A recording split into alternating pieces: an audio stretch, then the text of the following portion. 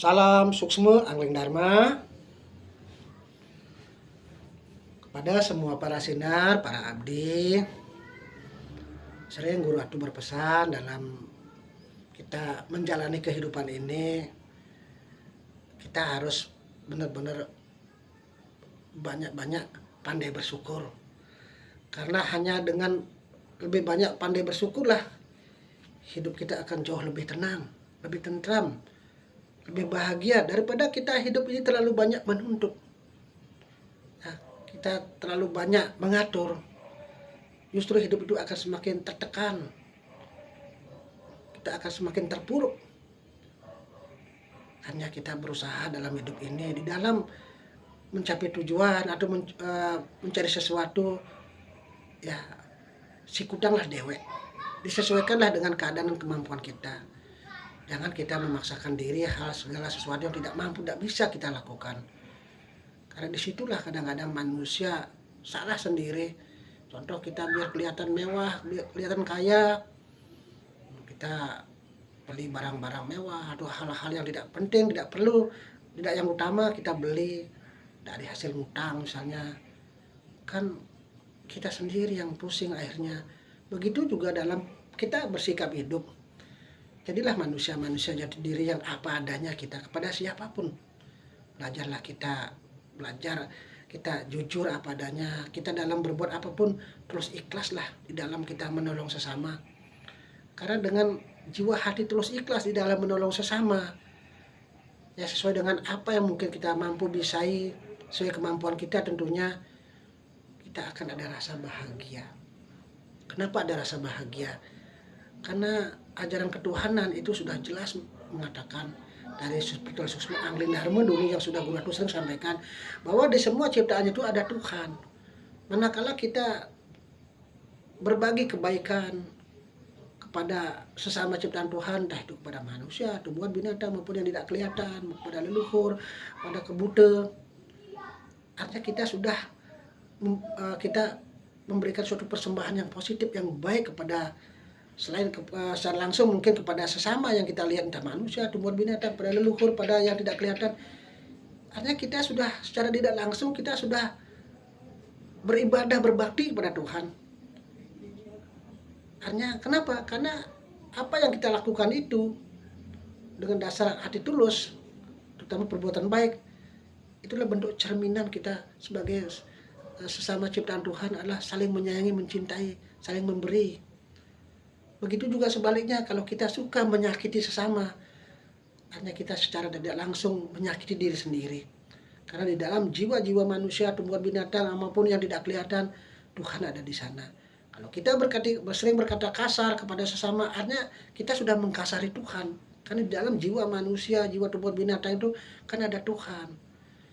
Kalau kita berani menyakiti sama ciptaan Tuhan, berarti menyakiti Tuhan, otomatis menyakiti diri sendiri. Apalagi orang yang kita hadapi orang tulus, orang baik. Hati-hati kalau kita berhadapan dengan orang beriman. Orang beriman dulu adalah orang-orang yang dalam hidupnya itu dia dicaci maki, disakitin, dicela, atau mungkin ya hal-hal buruk mungkin hanya kita lakukan pada orang yang dia ternyata dia tidak membalas. Dia malahan mendoakan kita yang baik. Itu bahaya. Bahaya sekali. Karena justru orang-orang begitulah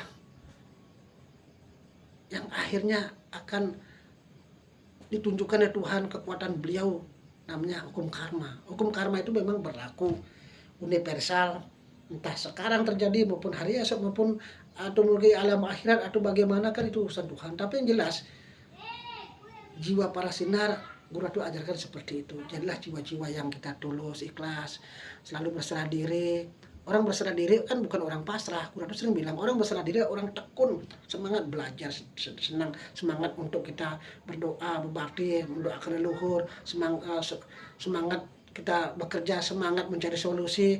Itu orang berserah diri. Beda orang pasrah. Orang pasrah kan ada berbuat seadanya saja, malas tapi ingin hasil yang baik, kan itu orang pasrah. Kalau orang berserah diri, orang yang rajin berbakti, rajin mencari tutur, rajin mengasah rohani, rajin ya berusaha, rajin mencari solusi, itu namanya orang-orang yang berserah diri. Jadi pada saat kalian sudah menjadi orang yang bisa berserah diri, pada saat ada yang menyakiti kita, kita positif dulu. Oh, berarti kalau kita kena ujian cobaan dah lewat lantaran siapapun, berarti ini bentuk kita kesempatan bayar utang karma. Pasti kita punya salah dosa mungkin di masa lampau, tidak selalu pada orang yang mungkin nyakiti kita, mungkin pada siapa dulu atau kemarin atau hari sekarang atau kemarin atau hidup ini kita punya masalah, punya persoalan hidup, kita bikin masalah, mungkin mereka dipakai alat. Jadi kita bayar utang karma. Doakan orang-orang yang menyakiti kita. Yang agama Hindu ratu di sanduase, berdoa diri sendiri dulu nggak apa-apa.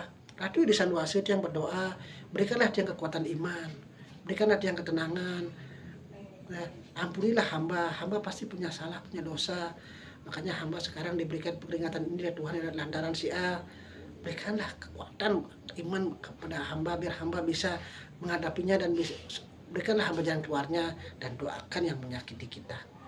Itu di sanduase yang agama Hindu begitu, yang agama Islam silakan sebut nama Tuhan sendiri masing-masing, yang Kristen juga Buddha. Doakan itu di sanduase semoga si A atau si A misalnya siapa sih, misalnya si Budi yang telah menyakiti hamba, semoga diampuni oleh Tuhan, semoga dimaafkan oleh Tuhan, semoga cepat disadarkan. Kita berdoa begitu harus tulus. Masalah dia sadar atau mungkin dia tidak berubah atau mungkin sebaliknya dia semakin menjadi urusan mereka. Yang penting kita tidak membalas. Apa yang terjadi? Balasan Tuhan itu kan bisa lewat kita, bisa lewat antara orang lain, bisa siapapun. Jadi kalau masalah pembalasan tuh biarkanlah Tuhan yang punya urusan. Masalah alat siapa dipakai, apakah kita sendiri mungkin membalasnya dengan ucapan yang baik atau kita bela diri. Namanya orang bela diri tidak masalah Pak Sinar. Yang penting kita jangan membalas hal yang sama. Jangan kita ikut berkarma buruk. Mereka mencaci maki kita, jangan balas dengan caci maki. Ya, kita balas dengan hal-hal yang positif. Dia ngomong gitu, jelek tuh misalnya tadi itu. Dan itulah namanya kita belajar kebenaran Tuhan. Intinya para Sinar tetap belajarlah, semangat. Karena kalau kita pandai membawa diri, belajar mengasah rohani, jiwa kita akan semakin terang, kita akan semakin tenang, jauh dari keruwetan. Walaupun sejadi hidup ini ruwet, karena akar persoalan dalam hidup ini kan karena manusia malas untuk mengasah rohani. Makanya jiwa-jiwa keimanan kita, kesadaran kita, ketulusan kita, keimanan kita, bagaimana mungkin biar pikiran selalu kita tenang, itu kan tidak timbul karena kita jauh dari ajaran suci. Rajin maturan sembahyang pun kalau kita jiwa rohani kita terbatas, belum tentu bisa mencapai tempat-tempat dewata. Bisa sudah sampai tempat sembahyang, rohani kita kan belum tentu. Makanya imbangkan antara mengasah rohani dan fisik. Jangan sampai kita sudah bersih pakaian ke pura, ke masjid gereja, tapi rohani kotor. Nyampe kita tempat sembahyang tapi rohani kita belum tentu nyampe beliau. Makanya seimbangkan para Sinar. Tetap semangat semua para Sinar, jangan kendor untuk belajar. Karena dalam persoalan hidup ini tidak mungkin tidak ada jawaban, pasti ada, tinggal manusianya itu mau nggak belajar. Ada waktu tangkil ke gurunya, karena kalau sering mengasah dengan gurunya kan dapat strum. Jadi jawaban dari guru tidak mesti itu jawabannya, tapi nanti dengan dalam pelaksanaan hidup di situ ada jawaban. Seorang guru spiritual kan tidak mesti seperti matematika 1 tambah 1 jadi 2, tidak mesti. Nanti para Sinar sendiri yang merasakan dari ketaatan, kedudukan dan belajar. Nanti di lapangan kalian yang merasakan. Beda dengan guru di sekolah, kadang-kadang 1 tambah 1 2. Kalau hukum Tuhan tidak seperti itu juga Sinar. Jadi kembali kepada ketulusan kalian belajar, nanti kalian tulus, semangat, kalian pasti akan mendapat hasil. Di dalam sikap hidup, dalam perjalanan hidup, dalam kehidupan sehari-hari akan disitu terbukti para Sinar. Asal kalian mencari tutur, mencari petunjuk, ulet, jangan males, jangan setengah-setengah. Dan dipraktikkan Sinar. Hidup jaya merdeka rahayu.